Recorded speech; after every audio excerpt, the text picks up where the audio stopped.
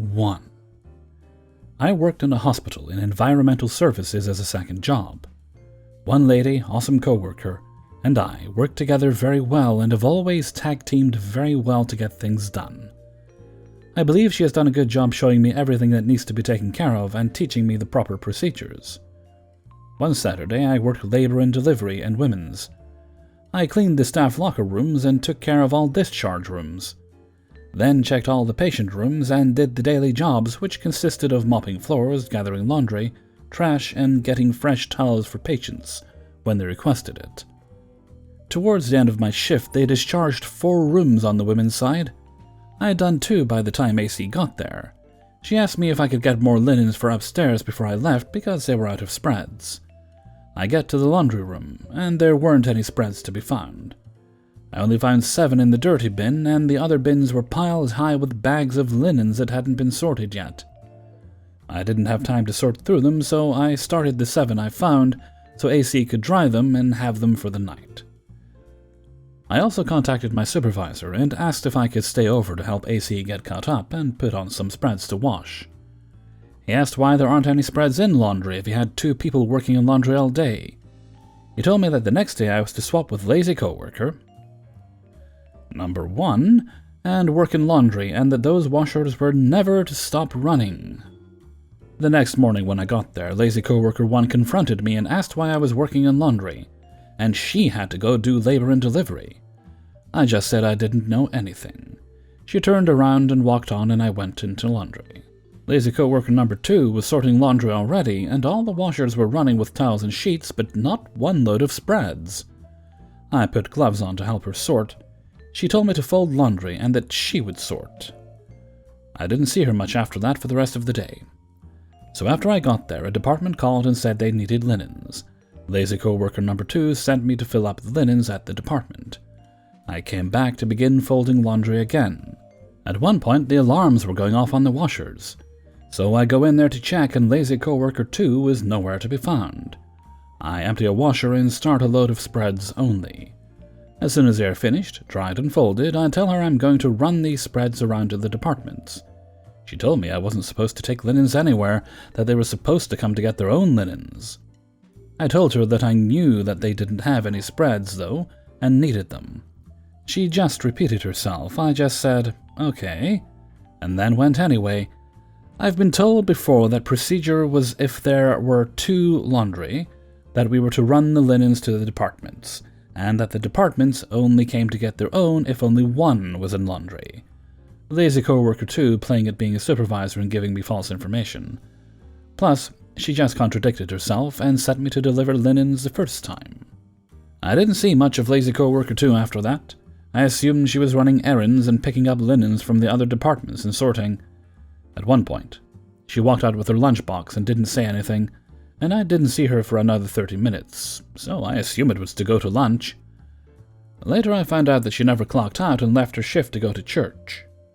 At other times, I saw her putting loads of laundry on and sending the wet laundry my way, where I was to put it on to dry, fold, and put away. She left at 11:45 and didn't return until 12:20. I assumed to pick up more linens, but she came back empty-handed yet again, and another 56 pounds shows up in the books. Procedure is to weigh all linens coming into departments to wash. In the meantime, I'm drying, folding, and putting away laundry like crazy. Lazy coworker 2 finds every excuse not to help dry, fold, and put away. She claims she is sorting laundry and running around gathering soiled laundry. It does not take that long. By the time it is time to clock out, I've piled the folding table with laundry almost to the ceiling. Not once did those washers stop. From what I hear, the next shift was not happy that they had so much work to do. The supervisor just laughed and told them to get to work. They were also known to be lazy. Lazy coworker 2 got a write-up for leaving work without clocking out. 2. This happened when I, female 20 at the time, was a junior in college. Here's some context. I had taken a long weekend trip to Florida with a friend of mine to visit her brother and go to the Universal Studios Fright Night Halloween event, which was awesome, by the way. We had an amazing trip, and we were on the plane about to head home. This was only my second ever time with air travel. We didn't have much when I was growing up, so vacations were not a regular thing, and the ones we took were low-key. So there I was, just excited to be flying in my coach seat, waiting to take off. And we kept waiting. It became clear that there was a problem with the plane when the flight attendants started calling various passengers to exit to be placed on different flights so they'd make their necessary connections. Eventually, after around 40 minutes, it was just my friend and I, plus around 6 other people. And then it was our turn to leave the plane. We were sort of near the end of the group, trumping back out into the waiting area. One couple, probably in their mid-50s, had stormed up ahead of us, and by the time my friend and I emerged from the gate entrance, the rude husband was already berating the pair of attendants who, to their credit, remained poised and calm. They tried to reassure him, but he was talking over them. "This is unacceptable. You better get me the same seats we had in that flight." He had the first row in coach, the one with no seats in front of it and therefore extra legroom. By then, the rest of us had gathered around, and the attendants began addressing the whole group, offering reassurances, filling us in that there was a critical problem with the plane, which made me very glad for the change despite the inconvenience. The rude husband was going off through all of this, and when the attendants left to make arrangements for us all, he and his wife sat there and he contributed his commentary to his poor wife. "Unacceptable. How dare they? Better have same seats," and so on. Shortly, the attendants returned, and the man practically rushed them. "I demand you make this right." The attendant smiled and said, "You guys are all set." "Sir?" And she smiled at him specifically. "I'm very happy to tell you that we have a flight leaving shortly, and we were able to give you and your wife the exact same seats as you booked on the previous flight." "I should hope so. That's the least you can do." And he huffily returns to his seat. Meanwhile, the rest of us are just waiting. The attendant then turns to us, and she says, "And I'm happy to let everyone else know that you'll all be flying first class with us today." Rude husband was furious and immediately jumped up to demand why they weren't flying first class, while the rest of us just sat there in a state of stunned glee. The attendant just informed the man that she'd given him his request and didn't stick around for more abuse. The wait wasn't long, and soon my friend and I were boarded into the unicorn-fabled place that is first class. As a poor air travel newbie, it was like some fantasy land, huge seats, real hot washcloths, and though we were underage and couldn't partake of the free cocktail, we did get to choose from a basket of distinctive Pepperidge Farm cookies. And the food. We got a whole meal, which was truly delicious, with real crystal salt and pepper shakers at each place setting, and actual metal cutlery. Meanwhile, rude husband is irate. My friend and I were in the last row of first class, which had only around 8 seats, and we could hear him heaping abuse on the coach attendants, going off on how those kids don't deserve first class, and how they should have gotten them. They're older. They should be respected, not some kids. Someone else was in first, not from our original plane, caught on and was quite tickled with the man's ire. Then the best part of all happened. The flight attendant in our section overheard rude husband's tirade with language specifically directed at my friend and me. Who do those kids think they are? As unworthy of the honor he should have been granted. The attendant shook his head and addressed me and my friend. "I'm sorry about that. Let me take care of this for you." And he closed the curtain to the coach cabin. Rude husband realized what was happening, which makes it even better. I got one last look at his red, irate face before he was gone forever. It was glorious. 3. This all happened 5 years ago, while some of my friends were still in tourism college. How it works in my country is that you need to have a practical exam to literally spend your summer vacation working as a semi-intern paid under minimum wage. Though it's tourism, so they got to work on vacation. Kind of. Their job title was something in the lines of hose representative. Agency would make contracts with small apartment owners, usually 5 to 15 rooms, and they would resell their apartments in some tourist arrangements. Job of my friends was to basically show guests around and be on 24/7 call if any of the guests ever needed anything. So in perspective, houses were scattered around the city, even cities, and it was sometimes very hard to get to them, especially as the agency was run by, as it always is, a fat greedy guy who didn't really care about providing, or rarely provided, any means of transportation. So, when just 2 guests would need something, it would take you an hour just to walk from point A to point B.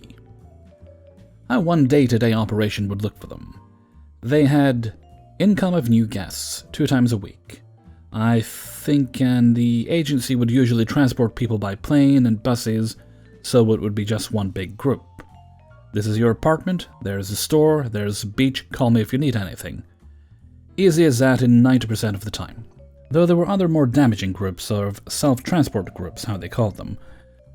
Those people were coming with their own cars or whatever, and they would usually have time windows like hotels, check-in time from 12 p.m. to 4 p.m. Only difference, those houses don't have receptions. My friends were basically one. So, timetable was kinda more for them, so they know they will be welcoming guests from 12 to 4. I know all of this as my friends invited me to go there, as it was a tourist location with sea, and it was really nice. Free stay as they had a spare bed in their apartment. I only had to spend money on food and nightlife. Also, I was kinda shadowing my friends while they were doing their work, and usually eavesdropping, just out of pure boredom. So one day they had to welcome guests at a very nice villa resort. It's on the outskirts of a city. Beautiful place. Expensive as fuck, and some parts were still developing, as it was kinda brand new. They had one villa finished and polished, others were missing some cosmetic and trivial things on the outside, but the rooms were amazing. It's 12 to 4 check-in time, and we were waiting for 12 families. All of them are in their rooms till 2 a.m., and we were waiting just for one more so we can go on our ways and have something to eat. As the last resort was so expensive we could not afford to eat there. It's 8 p.m., and the last family did not provide their mobile phone. The only contact is their landline number from a different country, 1,400 kilometers or 900 miles away. Again, this story is from 2016. My friend and I were hungry like street dogs at that point. A third friend joins us and has a vehicle this time as he is transporting some goods to another city. So he invited us to go with him so we can buy something to eat out of the resort. Of course, the moment we took the first bite of food, we were called by the 12th family that arrived kinda shortly after. We get back to the resort, and they were waiting outside of their room in their SUV. So one thing about the SUV. It was really expensive, as you can imagine. Brand new, but registration read that it was registered in a small town. And if you know the town, you immediately know they're a little on the rough side. In a more international perspective, it would be kinda if Florida ever had incestuous sex with Texas and they made a small town. Before my friend was even able to say, "Hi, how are you doing?" complaints started firing from the top to bottom all around. Insults, F-bombs, R-words, horrible language. The dude looks like you took a construction worker to Versace and gave him Mr. Beast's credit card. His wife was even worse than the generic Karen. In combination, it was doomsday. They had a complaint about everything. How everything is half done, and that's not true. How there are, and this is important, cables hanging everywhere that their kid might touch and die. Those are their own words. How the fence around the villa was unfinished, and there was a concrete machine next to it. This was true, though who cares? They were not working at that time, and it was just chilling in the back. Then he started talking about how he was working construction his whole life. It was obvious as those people are notorious for selling their father's land and living large after, and how he doesn't want to see construction equipment anywhere near him. After all of that, my friend asked him if he can show us where those cables are sticking. Those aren't cables, by the way. It was radiator pipes not connected to the radiator. As you're on summer vacation, I'm pretty sure it will be hot enough without those. And yeah, kids that can touch them and die was actually a teen about 13 to 15. She was just sitting in the car while they were bombing us with insults. Even me, who was just a bystander and told them I had nothing to do with this. Malicious compliance moment? The conclusion for them is that they were robbed and that this apartment is not good enough by our luxury lifestyle standards. They want their money back, but we can't do anything about that, and the agency office is in another city, about 1 to 1.5 hours drive. They forced us to drive back there so they could follow us to speak with the owner. Moment we get there, they start the same lunatic behavior, yelling, insulting everything, though this time in the middle of a very crowded city. What we failed to mention was that 2016 was a hell of a vacation year. Everything was booked to 2017, and we saw people begging for literal shade. We left the agency office before them, we'd had enough, but one of my friend's colleagues saw them sleeping in the tent beside the beach for the next few days, and we were sure they failed to find anything, so they probably had to turn around and go back home for another 14-kilometer ride with 2 boarders. 4. I work in health IT. Specifically, I assist people with getting into various patient portals to access their health information. Make appointments, message doctors, etc. 95% of the time, people who call us are nice and often grateful when we're able to help them get back into their portal. Some start as frustrated, but once they see we're able to help them and get them what they need, they transform and become as sweet as pudding pie. Then there's the other 5%. Oh boy. A note here that the company I work for is excellent. They put an emphasis on customer service first, but also have our back if there are genuine issues with the customer misbehaving. Everything is recorded, so if there are any questions, quality assurance or management can go back, hear for themselves, and make recommendations as needed. All this leads to our caller for today, Mr. Douche. Mr. Douche was having problems getting into his portal, he calls me, literally yelling about how broken and garbage your system is, with the tone implying I personally picked the EHR and portal for a medical organization in another state just to spite him. Hey, no hurt feelings here. There are some things I don't like about the portal either, but he continues on and on about how much he hates it. All his friends hate it, his neighbors hate it, his pets hate it, and so on. When I can finally get a polite word in, I ask him for his name so I can look him up in our system. He spits out his name. Bob Douche. Per HIPAA, I also have to ask for 2 secondary identifiers to make sure he is the right Bob Douche. I ask for his date of birth and the last 4 digits of his social security per procedure. He rants about why I can't get him back into his chart now and screeches out the rest of his info. I try to find him in the system and he continues blabbering angrily, and lo and behold, he's not in there. I politely ask him to spell his name. Jeez, don't you know how to do your job? Turns out his name is not spelled like the normal douche, it is spelled something like D-O-U-S-H. I finally find him and open his file. So you can't get into the portal, sir. Yes, didn't I just say that? Okay, sir, I see your username is douchenozzle86. I can't look up old passwords, so would you like me to give you a temporary one? I'm already in my portal, he cries in fury, completely contradicting what he said mere seconds ago. I need help finding my information. I am now holding my headset away from my ear in pain. If my cubicle neighbor had not been at lunch, I'm pretty sure he'd have been able to hear this guy just as clearly as me. I'm sorry, sir, I thought you just said, don't you even know what you're doing? Well, sir, what are you... Why do you keep asking me these questions? You're harassing me! Oh, well now, I can't be harassing customers, that's just not appropriate, and against our company's policies, of course. Well, sir, I'm trying to assist you, but if you feel I'm harassing you, then I'm afraid I need to end this call. The screaming had become unintelligible at this point, though I hear a couple of curses thrown in. Remember how I said our company has our back? If abusive language is used, we're allowed to disconnect after a warning. And I had already told him I was going to end this call. I'm sorry I wasn't able to help you, sir. Thank you for calling Patient Portal. Have a good day. Push and call. Per procedure, I immediately notified quality assurance of what had just happened, in case the guy called back with complaints or started bellowing at other agents.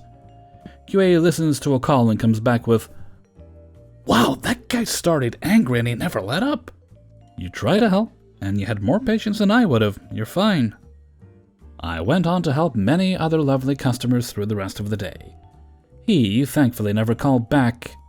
I would not be surprised to find he filled himself with so much rage he spontaneously combusted, leaving a vacuum of bitterness behind in his place. 5. So this is a story about something that happened years ago, when I still went to school during my second to last year in graphic design. In graphic design, we had 3 design-focused classes: advertisements, magazine layout, and other related types of designs, logos, commercial, typography. But last but not least, illustrations, classic art, and creativity training. This story is about the teacher we had for the last one. No one liked this teacher for one simple reason: everything had to be exactly as she demanded. Does she tell us to draw and design something we like? We better make sure we happen to like the same thing she does, because if she does not like your subject, she will deduct points for BS reasons, and there's no arguing as art is subjective, and the reasons she gave to deduct points tended not to make sense enough that the admin of the school could do anything about it. Now one day, she instructed us to draw a piece of fan art of our favorite cartoon character. I never cared to draw or design her likes when it's supposed to be my own likes, so despite her having vocalized a dislike of anime and manga, "It is disgusting," her words, I still went with making fan art of my favorite anime of that time, Full Metal Alchemist. Now when choosing the subject, she already started her shenanigans. "This is anime, not cartoon." Although I was prepared. As soon as she uttered that, I pulled up the dictionary in which I already had the word anime marked. In my native Dutch, it is also called anime, of course. In this dictionary, it literally says, anime is a Japanese type of cartoon. Ha! Point for me. Though this made me her prime target, and she was going to be determined to fail me. Back then, I had a habit of sharing pictures of sketches on my DeviantArt. I get some feedback from people I had contact with through the site, and post updates. The day came that we had to turn in the result. Aside from going anime, I ended up taking this one step further, and my fan art was a chibi style. Chibi is a cutified style of anime and manga which involves big heads, small bodies, and even bigger eyes than anime already has. The face she made when she saw my collection of chibi heads of all the characters was priceless. When I got my grades, I got a 0 out of 10 with a note that said, "Plagiarized." What? Instead of waiting till after class, I just got up and walked up to her and demanded she shows me her proof of plagiarism right then and there. She opens up my own DeviantArt page. I told her that is my page and my profile she is looking at. She refused to believe me, of course, because I used an online alias instead of my real name. So, without asking permission, I provided it to her by logging in right in front of her. She still refused to revise my grades. I got angry and walked out of class with my stuff. I hate being called a liar, especially when I can prove I didn't lie. Despite always having been bullied and kind of an outsider in my class, my classmates, I was told later, did voice their disapproval of how the teacher treated me and handled this. That evening, I considered getting my mother involved, but as an adult student, I usually would just try and solve things myself. Using the school network site, I wrote an email to the school principal, in which I explained the situation, linked my DeviantArt, and added a picture of the end result. Thanks to having taken a picture of the end result of this, you could even tell that the pictures were all taken in the same environment, due to a pattern in the background which was literally part of my desk and a corner of my laptop, always creeping in view. I maintained a professional tone in the email, stayed polite, but make sure my displeasure was clear. I put the offending teacher, my other design teachers, and the school's student counselor all in BBC. The next morning, when the first class was about to start, I got called to the principal's office, and the teacher was there too. The principal asked me to show myself, log into that exact DeviantArt profile, which I did. Don't worry, I changed my password after. And then asked the teacher why she keeps refusing to give me proper grades. The following exchange is her giving her excuse, and me, or the principal, denying it. "Well, that was not the assignment. I assigned cartoon and she draws anime." As I showed you from the start, using a physical and official dictionary even, anime is a style of Japanese cartoon, so it is a cartoon. Upon this, the principal googled it and showed on his screen the definition of anime as such. Well, all anime are horrible and not child-friendly. You never specified that it had to be child-friendly. Also, there are plenty of anime that are not only child-friendly, but are made specifically for children. You know, my children watch the cutest anime, and I enjoy watching them. Besides, your assignment does indeed not specify a child-friendly required. There are plenty non-anime cartoons that are not exactly child-friendly either. She didn't even draw a real fan art. All she drew was weird heads of what I assume are characters. Isn't fan art supposed to be art drawn by a fan in adoration of the subject? It seems to me that this is exactly that. The principal had googled FMA and pointed out how much each of the heads seemed to be cute versions of the characters on all the art and posters on Google Images. I don't remember any other arguments that teacher desperately grasped for. All I do remember is that we ended up sitting there for about 2 hours. The teacher didn't get her way and ended up having to give me proper grades. She graded 6 out of 10. Not good, but at least not a failed grade. More than I expected. The next year she was gone and replaced by a way more enjoyable teacher. Honorable mentions of other things she pulled. She failed an assignment of mine that was draw your favorite animal. I drew a dragon, and I failed because dragons are not real. I didn't argue with her on that, because this would have gone in her favor. She failed a classmate of mine for using the wrong color when we had to draw our own eyes. Her eyes look a different color depending on the light, but are overall light blue. Due to the light in that classroom, they looked green. The teacher failed her for drawing her eyes light blue. A younger student I got along well with who was studying nursing, but got creative training by this teacher, as they have to create activities for either children or elderly, depending on what they go on to do later on, got yelled at and humiliated by this teacher in front of her class for the crime of being mildly colorblind. There are more things this teacher did, but these are the ones I can remember. I guess there had been enough complaints about her. She got replaced. Hey everybody, Hellfreezer here, and thank you very much for listening to Revenge is Ice Cream, episode 93.